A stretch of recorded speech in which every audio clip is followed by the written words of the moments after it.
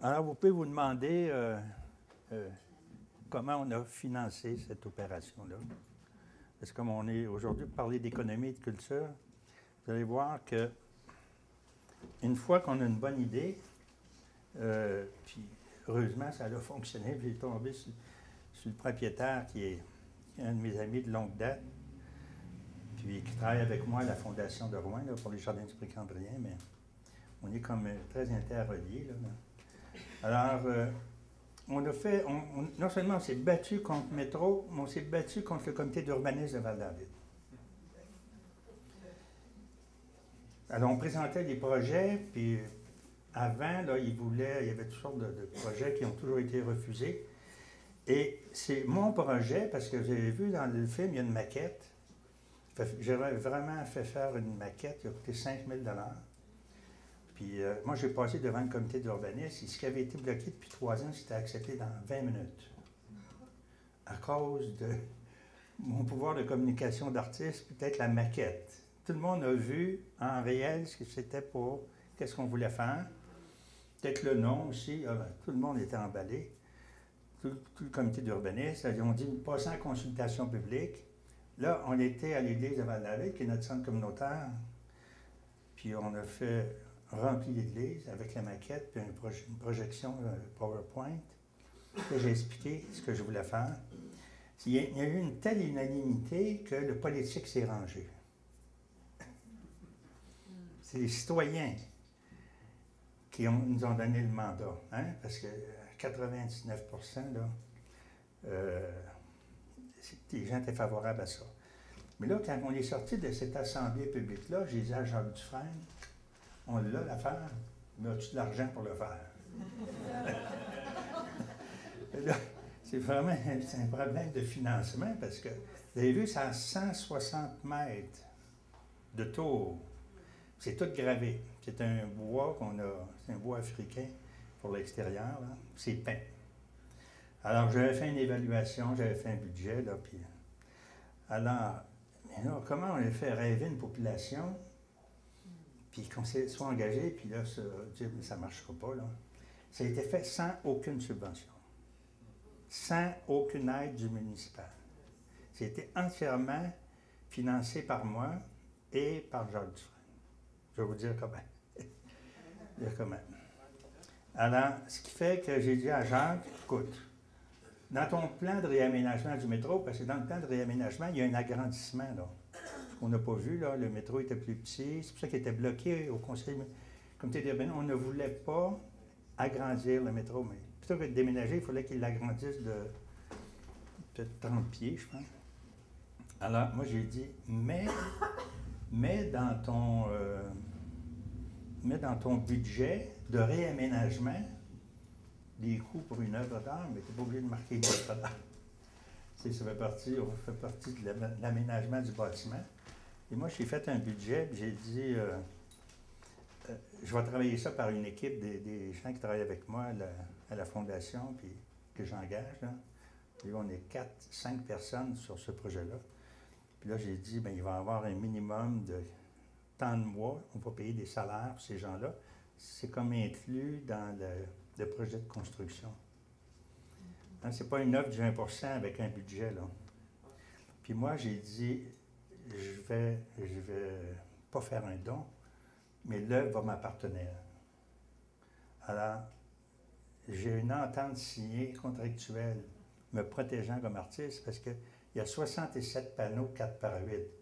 Et moi, le prix de mes œuvres, c'est que ça vaudrait à peu près 2 millions de $. Parce que s'ils vendaient le métro, puis quelqu'un achèterait ça, il pourrait défaire chacun des panneaux puis les vendre. Bon, alors pour me protéger, je suis propriétaire de l'œuvre et mes héritiers. C'était pour aller à mes enfants ou mes petits-enfants ou à la fondation. J'ai dit, moi, je vais travailler, tu payes tous les matériaux, tu payes tous mes employés, les artistes travaillent avec moi, puis on va te faire l'œuvre. C'était mon engagement. Alors, je vivais une période assez heureuse sur le plan financier, parce que je vends beaucoup d'œuvres, des expositions, j'ai pu faire ça. Puis, il y a loué le local. Vous avez vu, ça se répercute le son, hein? Oui? Je pense que c'est suffisant. Pardon? C'est-à-dire qu'on pourrait Oui, peut-être l'éloigner. Ouais. Il ne faut pas l'éloigner, il faut le rapprocher. Ah, le rapprocher. Ah, vous avez vu que dans l'usine où on a fait l'œuvre, c'est les anciennes papeteries Roland qu'on a louées, c'était énorme. J'ai construit des chevalets qui avaient 75 pieds de long. Puis quand je dis que ça prend une connaissance de l'espace pour faire ça, parce que non seulement c'est à 160 mètres, mais il faut le voir dans le contexte d'une communauté. Et moi, ce qui a commencé à m'effrayer dans ce projet-là, c'est je vis à Val-David, je me disais, si on rate notre coup, bien là, je vais rater ma vie de citoyen à Val-David. Il va falloir que je déménage parce que si c'est laid, ça va être laid longtemps. Puis mes voisins vont me le dire. Puis alors, plus ça avançait, tout le monde je suis devenu comme. Malgré que je suis très connu à Val-David, mais là, j'étais plus connu de tout le monde. Qui me disait, pareil, M. Dorvin, vous préparez quelque chose de très, très beau pour nous. Hein? Ça faisait de la pression.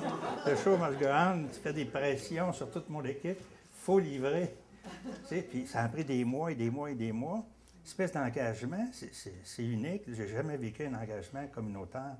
Moi, j'ai fait beaucoup d'œuvres d'art public, mais ce qu'on appelle l'art public, on est assez loin du citoyen, on l'installe, puis après on s'en va. On installe une œuvre dans un hôpital, on n'a pas de rapport au citoyen. Là, c'était tous les jours. Hein, j'allais il me disait, hey, il paraît que ça s'en vient. Alors, on a fait un pré-lancement dans l'usine. On a invité tous les gens de Val-David qui sont venus voir ça. Une grosse médiatisation de tous les journaux régionaux. Là, c'est devenu un phénomène. Les maires de d'autres municipalités m'ont demandé de faire d'autres choses. J'ai dit non, pas de 2 métros. Ils ne savaient pas les conditions financières qu'il y avait derrière ça. J'ai fait pour Val-David, mais je ne referai pas un deuxième métro. Là. Mais c'est ça, c'est la responsabilité de l'artiste dans une communauté, puis en même temps la responsabilité à très long terme. Là, vous avez vu, si vous venez à Val-David cet été, les vignes sont rendues à 6-7 pieds. Alors, c'est une œuvre qui est en progression, dans le sens que, disons dans 5 ans, ça va être couvert de végétaux, tout le tour. Ça va même monter par-dessus la muraille. Vous avez vu la narration?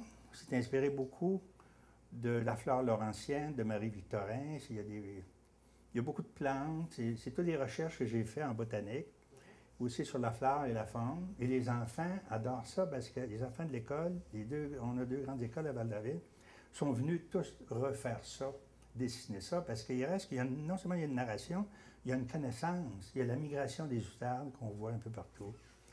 Il y a toutes les sortes de poissons, il y a toutes sortes de plantes, tout ça. Ça, il y a Diego Rivera là-dedans. Il y a quelque chose, je me disais, c'est un centre d'alimentation, c'est au cœur du village. Non seulement il faut que ça ait un rapport avec la nature, mais un rapport avec l'alimentation, sans mettre des aliments. Mais j'ai trouvé une heureuse synthèse de parler de la nature en disant, mais la nature s'est transformée, ça devient de la nourriture. Tout ça. Alors, c'est heureux. C'est pas très frappant, c'est pas un panneau publicitaire. C'est pour ça que je vois les végétaux passer par-dessus. L'été, la muraille serait à moitié couverte dans 5-6 ans. Et à l'automne, elle deviendrait rouge-vin, parce que c'est des vignes nordiques qu'on a, des grimpants. Imaginez sur le vert forêt, là, toutes les vignes vont devenir rouge-vin. Ça veut dire qu'à l'automne, vous n'avez pas le même métro. Les feuilles vont tomber, le jet va arriver, l'hiver, ça va donner une autre muraille. Au printemps, ça va repousser. Alors, non seulement le végétal se développe, mais l'œuvre va changer de saison en saison.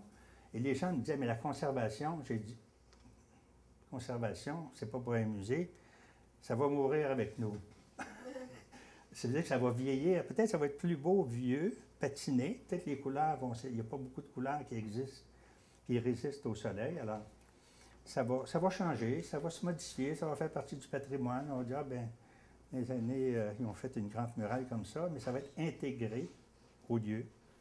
Et si un jour on fermait le lieu, mais on renégocierait des conditions avec le nouveau propriétaire, là, puis où on pourrait enlever l'œuvre, puis la donner à une institution. Alors, c'est ça. Je me suis vraiment fait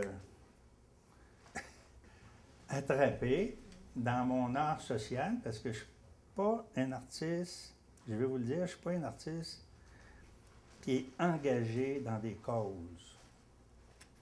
Je suis engagé dans mon art. Bon. Mais je ne suis pas un artiste écologique environnementaliste. Je ne fais pas un art environnementaliste. Je fais un art depuis 60 ans, là, mais je parle de la nature, de la nordicité, tout ça, mais je ne fais pas partie d'un mouvement idéologique qui défend une cause. Mon art se défend en soi.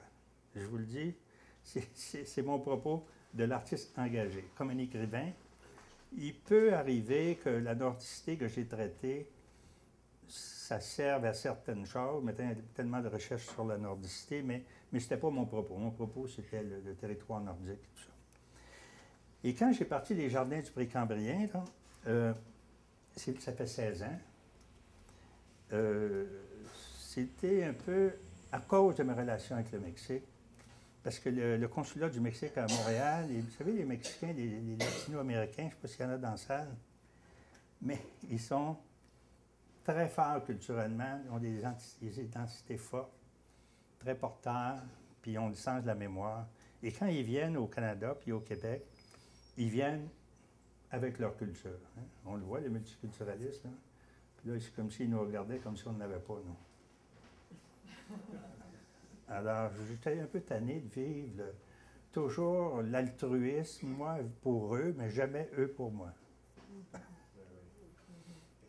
Alors, j'ai décidé de faire des symposiums internationaux sur mon territoire.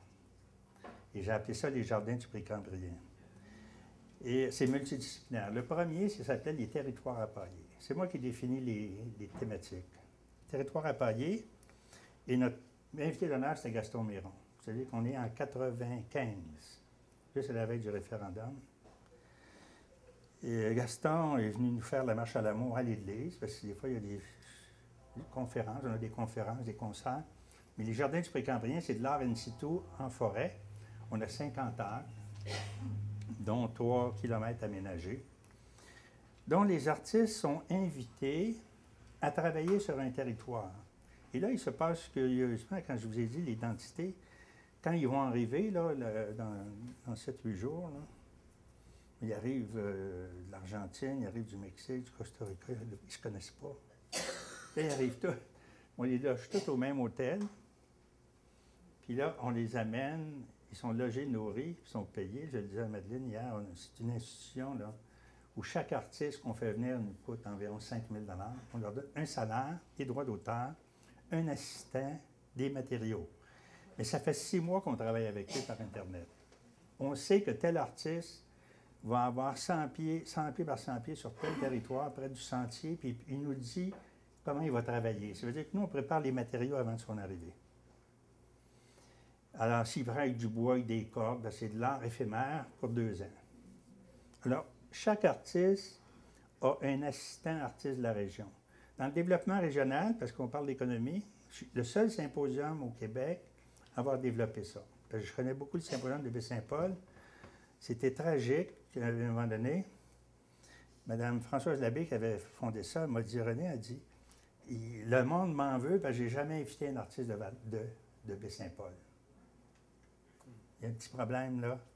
C'est quand tu es local, régional, puis tu es international. Moi, là, j'ai dit, je ne pourrais jamais vivre ce reproche-là. Là. Ce qui fait que j'engage 12 à 15 personnes qui travaillent pour nous durant 6 mois, parce qu'on est ouvert 6 jours semaine.